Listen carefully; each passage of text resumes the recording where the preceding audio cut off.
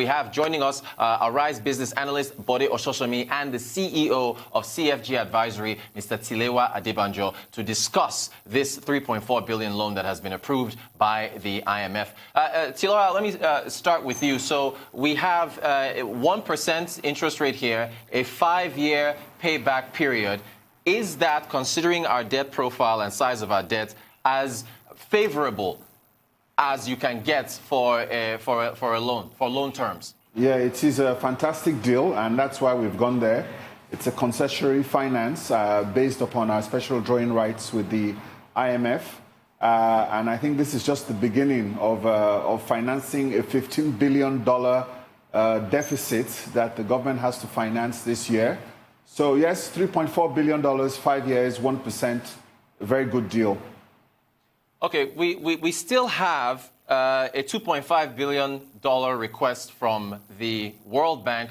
We've got a $1 billion request from the AFDB. And considering that this has now been, this 3.4 has been approved by the IMF, should we be optimistic in expecting that those will now follow? Definitely. I don't think there's a problem in getting to the first $7 billion. We have $7 billion already in the bag. I think we can take that to the bank. We got an approval this today from the Senate of $850 billion, which comes to about $2 billion. So right there and then we're at $9 billion.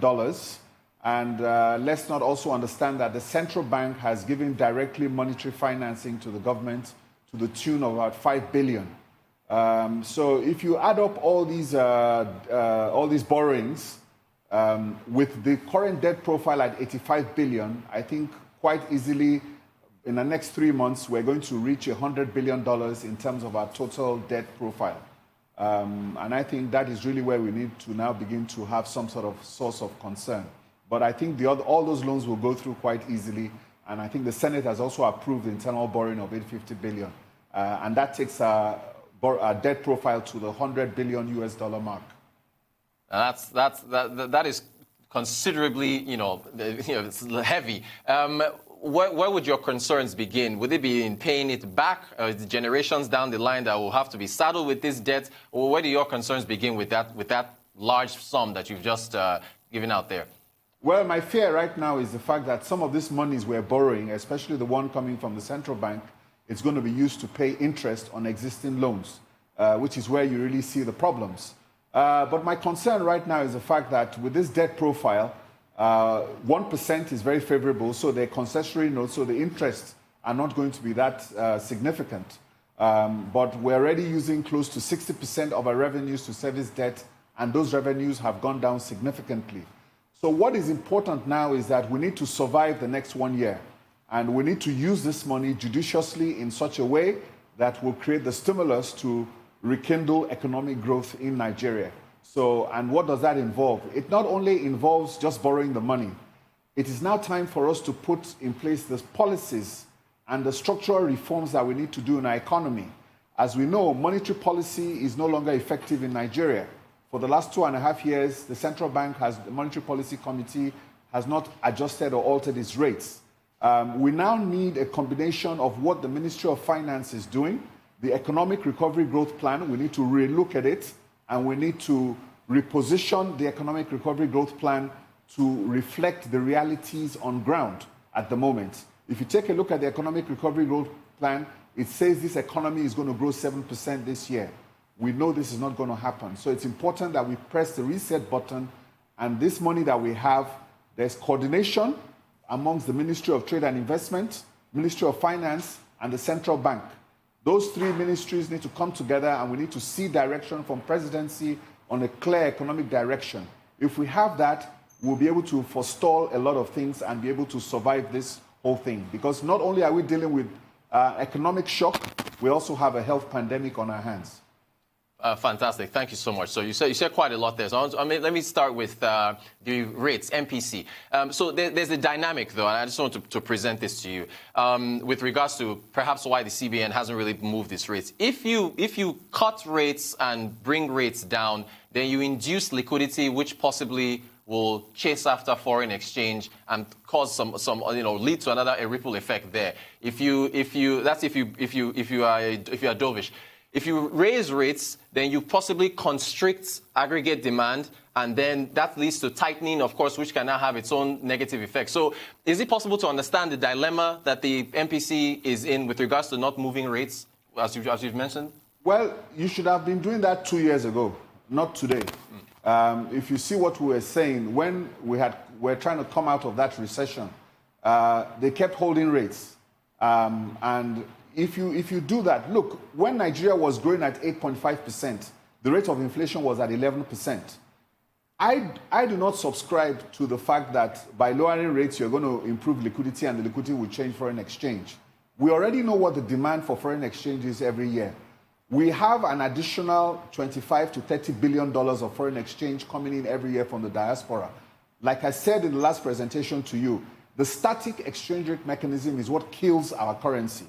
If you have a market-driven, single-window foreign exchange system backed up with the futures over-the-counter foreign exchange market, the futures over-the-counter foreign exchange market will reduce that speculation of people coming in to buy foreign exchange. It's like the fuel stations. When we have the belief that there's no fuel, all of us will run to the fuel station and we'll see queues there. But when we know that there's fuel and we have the perception that there are a lot of fuel in the system, then everybody takes their time to go to the petrol station. It's the same thing with the foreign exchange market. So, but right now, that is a bit too late because we are now facing a different dynamic. And you tell me, which central bank in the world has its MPC rates at close to 14%? Everybody is cutting rates to near zero to stimulate the economy and provide liquidity so that the economy does not, collapse. So the dilemma that the MPC is going to face is that by the end of the year, we're going to be in the middle of a recession and inflation might be going to close to 20% and they might be forced to raise rates.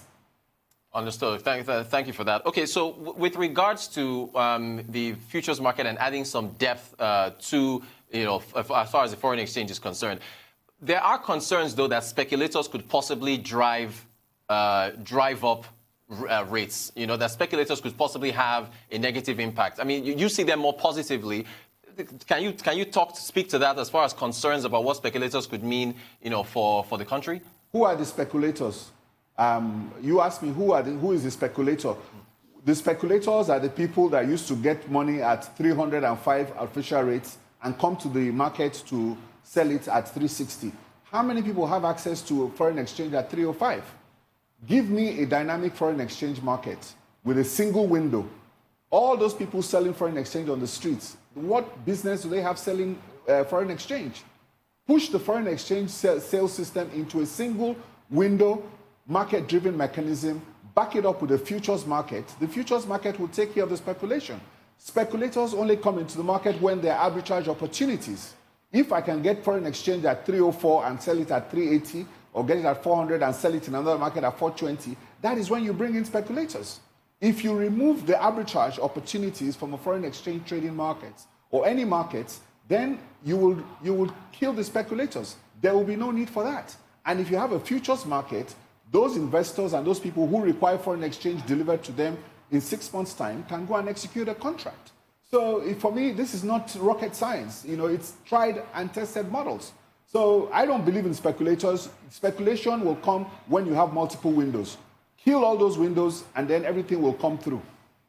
Thank you so much for that. We're speaking, of course, with the CEO of CFG Advisory, Mr. Tilewa Adebajo. Bode Ososami, our Rise business analyst in London. Bode, I want to bring you in here for a moment. Of course, we're just talking to Mr. Adebajo about how to, disburse put those funds that we've gotten from the IMF to good use. Mr. Adebajo was talking about, proper reforms, talking about foreign exchange reforms and so on and so forth.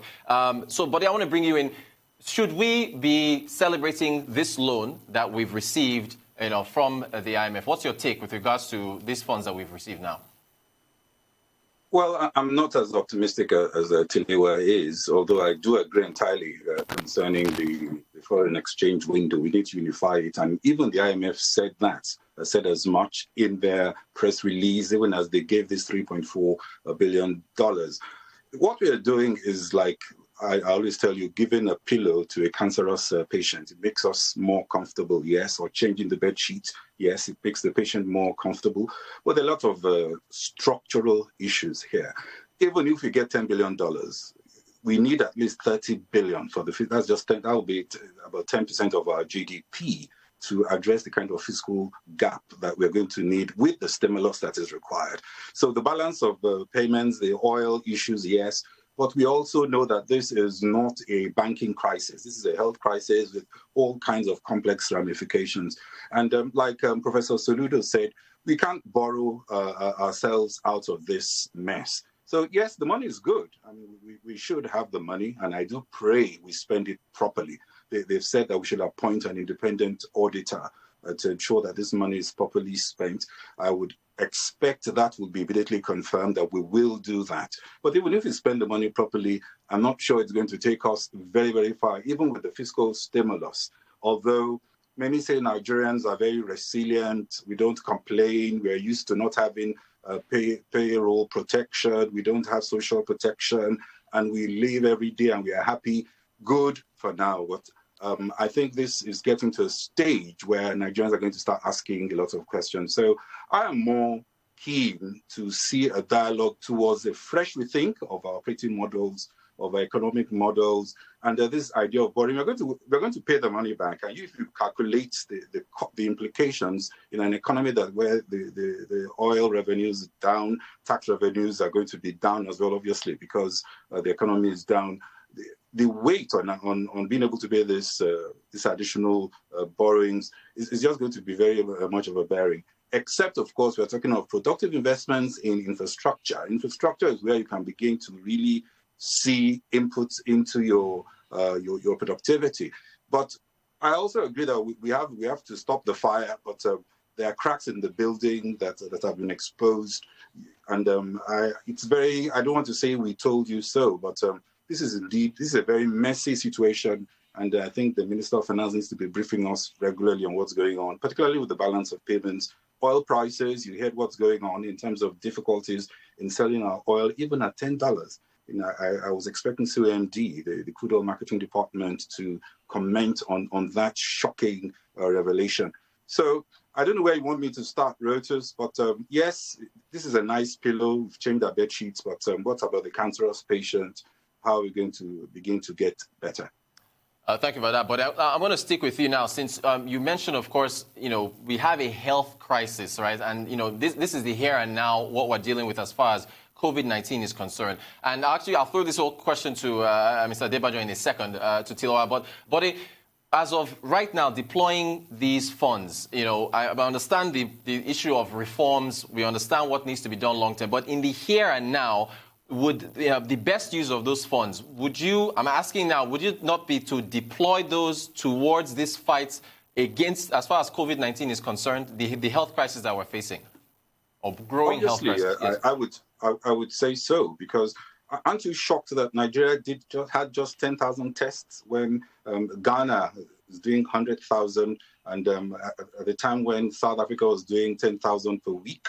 So clearly there are gaps, and I haven't looked at the critical gaps, particularly in respect to the COVID-19 in Nigeria, but clearly that is where we have to start to kill the fire. But I'm just saying that this begins to address just the beginnings of the issues, and the sustainability, being able to get over this in a way that puts us on a solid footing should also be on the mind of our policymakers. Fantastic. Tilewa, I'll come to you in a second, but I just want to stick with you. The cancer analogy that you just gave, just to make sure that we're clear, you're saying that instead of changing the bed sheets and the pillows, you should actually focus on what needs to be administered to the cancer patient to have them recover. Yes, did I understand that analogy? That's what I'm saying. Yes. Of course, you do need new bed sheets, new pillows, and a good meal, which is what these loans are. Will keep you going for a while. But the more structural issues, like Tilewa mentioned, the whole issue of foreign exchange policies around doing how we do business in Nigeria, ease of doing business, issues related to reform. And these have always been the same issues, the old cracks that we've had in our system, the high cost of governance that we continue to maintain that is unaffordable, and we've always said it. And most importantly, the huge gap in social protection and health. And we spent so much money on defense. Now we're all quiet about Boko Haram, and our hospitals don't have doctors. So I think it's not just although we are talking about the IMF and the IMF will help, but I really think our focus should begin to look for something a bit more sustainable than borrowing, more borrowing. Okay, and so, but the thing is, Bode, I'm sorry, Tilewa, I will come to you, but Bode has just brought up so many interesting points. Here. But Bode, in terms of solutions, and as far as, I just want to make sure we're having an, apples to apples comparison here with what the country can do. It doesn't seem like there are any easy choices, right? Again, just the cancer example is perfect. You're not saying you leave the cancer patient to die, right? Just to be clear. Why do we look for easy choices? We said we could not deregulate oil prices. We said that for years and years, and we did it very quickly when oil prices came down. Of course, we can do the things that we need to do. We just don't want to do them. And when the conditions force us, as it will, because I think we're just at the beginning of this, we will begin to unify those markets. We will begin to sell off our dinosaurs like NNPC. It's all going to happen. And if we don't build institutions, we still will have to build them because people will not accept not having social protection. All over the world, people believe they're entitled to education. They're entitled to basic, decent housing. If they have no work, they're entitled to being supported. These are now accepted as the norm in civilized societies. We haven't even started. So it's a matter of time. That's why I keep saying, and we can play around with it. We can say we can't do it. We can say it's difficult and so on. But it always becomes easy when you have no choice, and we are soon getting to that state. All right. Thank you so much, Bode. Okay, Till, I'll come to you now. So the headline, top of the page this day, today, when it was talking about the receipts of these funds, top of the page said CBN gets firepower to stabilize currency with another $3.5 billion awaited from the World Bank and the AFDB. There was breaking news. I just took the breaking news not too long ago. The CBN has announced that it's resumed sale of foreign exchange to parents wanting to pay school fees to children that are, they're overseas. Resumption of FX sales to BDCs. Resumption of FX sales to SMEs. This is a lot. I mean, with the need for dollars in this country, this is a welcome development. I want to ask you if this is the best use, if you would say, of the funds, just going by the scenario painted on the headline of the newspaper this morning. Okay, thank you very much for that. First of all, let us understand what this money is for. IMF and World Bank, they don't play around with their money. If they give you money, you're going to get an auditor and you're going to account for each penny that you put and where you did it and what you did for it. So it's important that we have to have a plan as to where this money is going to go to. And I think, as Bode has said, the priority we all agree is health. We need testing kits in this country. And what is important now is that the most important priority is that we need to go and get testing kits and understand the depth of this pandemic in Nigeria. Our testing rates compared to our population side are abysmally low. That's number one. Number two, what we're going for is our requirement is $15 billion to be able to balance our budget this year. That is our budgetary requirements for this year. We're only now at $7 billion. The central bank has started giving monetary financing to the federal government, now to the tune of $5 billion. From zero last year, it has now come to $5 billion. So my own concern is all these monies will come in. We need to know what we're going to do with the money. But as far as the government's plan is concerned, we still have a shortfall of $8 billion that we need to look for to fund this deficit that we're dealing with. So, like Bode also said, and I mentioned earlier, structural reforms that we need to do. The Oronsoye report was a report that came to streamline government. I think it's important that we need to bring out this report and streamline it. Yes, the foreign exchange market has opened and you are now beginning to... you need to come up with a proper mechanism. It cannot be selective. Let us understand the market. The people that need foreign exchange in the future will go to the future market. They don't need to buy now if they don't need it now. That is what we're saying. But to be honest with you, my main concern really is the fact that who is in charge and who is leading the coordination of the economy? Is it the economic management team? There is another committee which is now headed by the vice president. the Economic Stabilization Committee. Then we also have the Finance Minister, we also have the Central Bank, and we have the Minister of Trade and Investment, who is coordinating all these agencies and all these policies. If we can get our economic recovery growth plan restructured and we put in structural reforms, I believe this thing on the economic side cannot be as bad as it is. But as far as the pandemic is concerned, we have $7 billion on the table right now that we can use to solve that health crisis. So that is where my own comfort level comes from.